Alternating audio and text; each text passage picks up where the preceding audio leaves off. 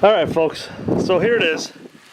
It is April 15th, 14th in Wisconsin.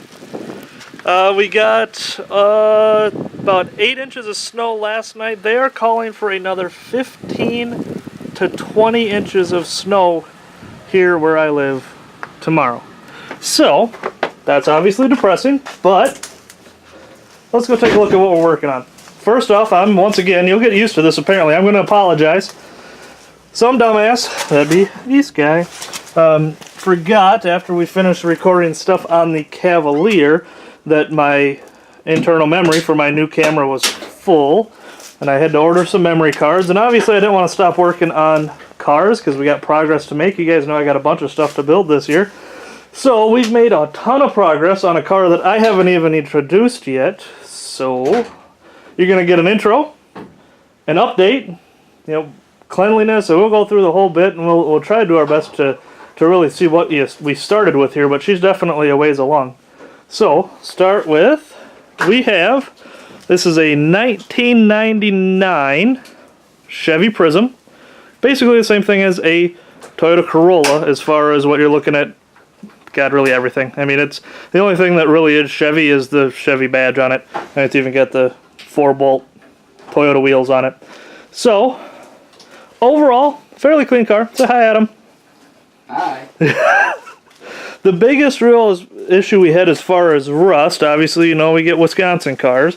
Everything was mostly clean, except somebody must have had something here in the trunk pan. I mean, she was pretty much rotted through front, back, goes all the way. Yeah, that's the ground down there.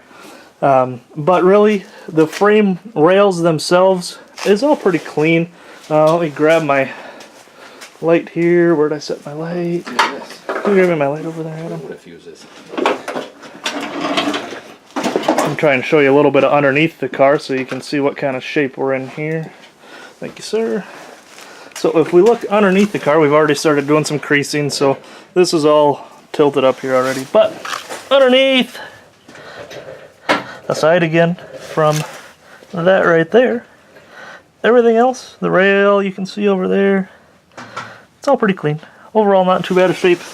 Underneath the floors, if we look inside, all the seams, still in good shape.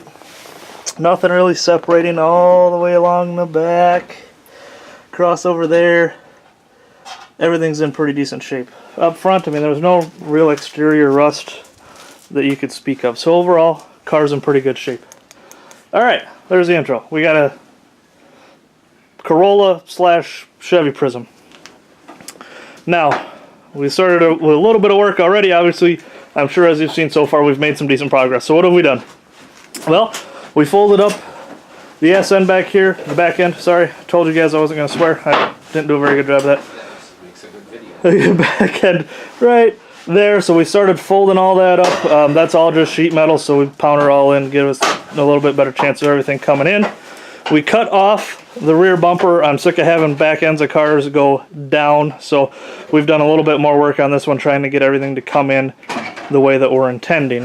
We will still notch a little bit here and there, right about where we tucked, but we just haven't quite done that part yet. All thread. What did we do different this time? So I have all thread right here. That goes just to the sheet metal there. We're only allowed one that goes sheet metal to sheet metal, one can go to the frame. So if you look inside there, that one right here just goes through the sheet metal. It doesn't come down here. We have this guy back here that goes down through the frame, bolted on the bottom, comes up to the top. This actually goes through the speaker deck. I stole this idea from somebody else that you guys may watch on YouTube. He does a hell of a job. I really like the idea, so we decided that we would do the same thing. Same general setup over here. This one over here just goes to the sheet metal. So really, there's nothing in back to make this car stronger, which is what we want. We want it to pack into a point. Then we have our window bar right here that fits the rules that we're building to, that is in line with the 2 threaded rod that go to the frame. So we're hoping everything will come in to the point where it gets to those rods and that window bar, and then it should hopefully all stop in one spot there and make us a pretty solid ram in the back. I do really want to be able to use the back of this car as much as possible to start with. Like I said, this is going to a team show, same as the Cavalier. So we are going to have one heat that's going to be one-on-one. We want to make sure that we do our best to use the back of the car feature. We'll turn her around and we'll see what the front's made of. We got one plate back here for welding the door shut, and then a couple little spots down there getting everything tucked in. We'll keep that closed. Driver's door, she is already welded solid. Cage. So this is Adam's new design on a bolt-in cage, and I think he did a pretty good job. It looks pretty cool. Well, thank you, Cody. Adam chimed in. That's fun.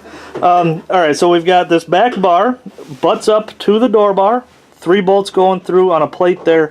There might be a little bit more welding that needs to be done right there. It looked like Adam stopped halfway through, but we'll talk about that later.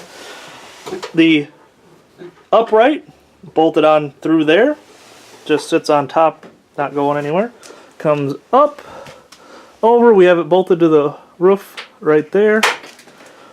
Passenger side door bar. You guys will get, my camera work will get better the longer we do this, I promise. It's bolted there, that just goes through the sheet metal, and then there's another bolt underneath that we actually welded a nut, or welded a bolt right inside where we have this door welded shut, that we drilled a hole that went all the way through that plate on the bottom. We welded the bolt in place, so there's another nut on the back of that holding it in place. Up to the front here, there's a bolt going into the factory location, and then we built up this little upright that we bolt in place there so that everything is all bolted in. This is something that when we're done, should be 10 minutes, we'll be able to pop this thing all out of here, throw it into the next car. Obviously, interiors are all out.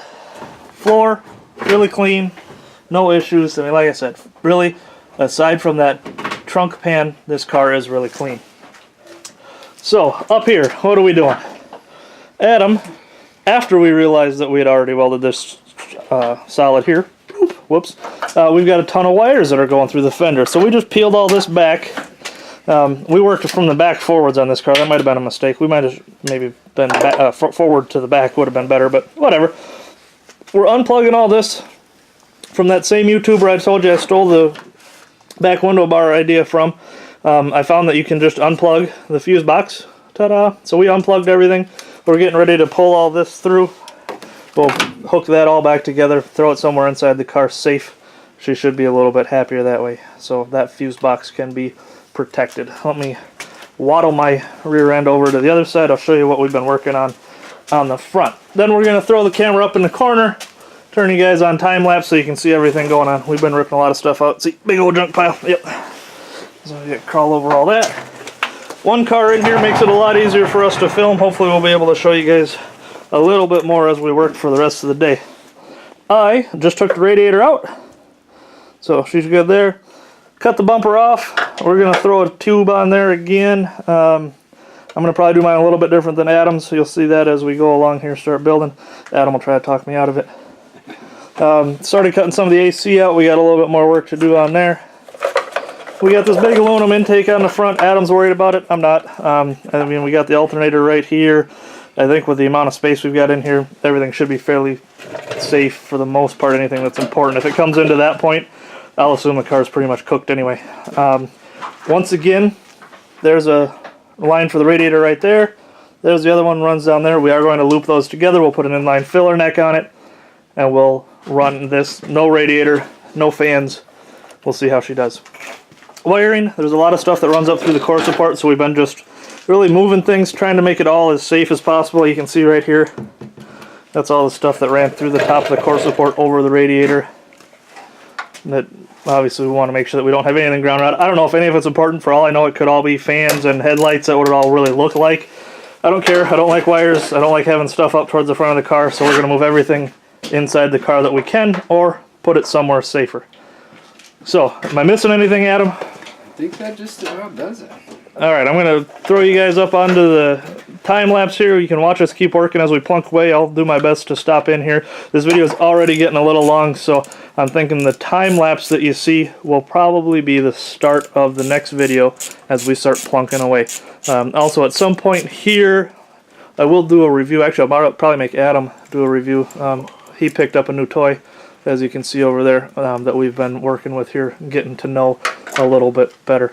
So we'll go through all that. Appreciate you guys working with us. Obviously, we're still learning all this stuff. We want to make sure we give you guys the best view possible of what we're working on. I'm still learning. We'll keep plugging away. We're going to do our best to provide the best quality content that we can. So enjoy the show. Appreciate you guys watching.